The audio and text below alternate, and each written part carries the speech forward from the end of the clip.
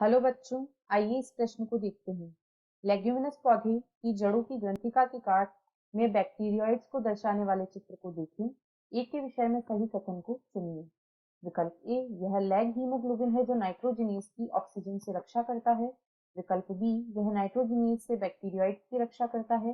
विकल्प सी, यह रासायनिक आकर्षकों केमिकल अट्रैक्टेंट्स को स्रावित करता है जो नाइट्रोजन स्थिरीकरण बैक्टीरिया के चारों ओर मूल रोम का कुंचन करता है।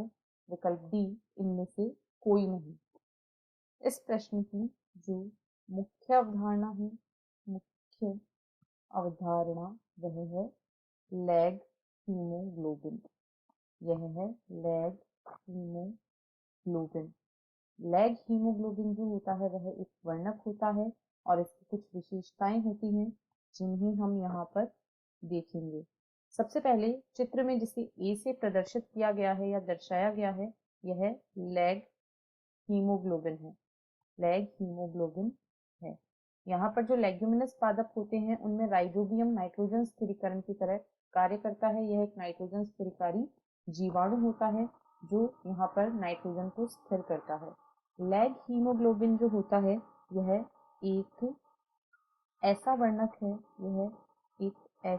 वर्णक है जो ऑक्सीजन अपमार्जक की तरह कार्य करता है। यह ऑक्सीजन अपमार्जक की तरह कार्य करता है।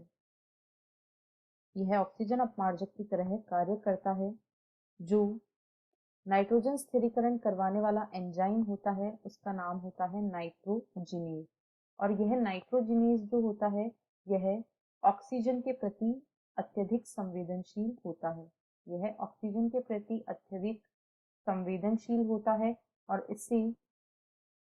इसे कार्य करने के लिए अवायवीय वातावरण की आवश्यकता होती है।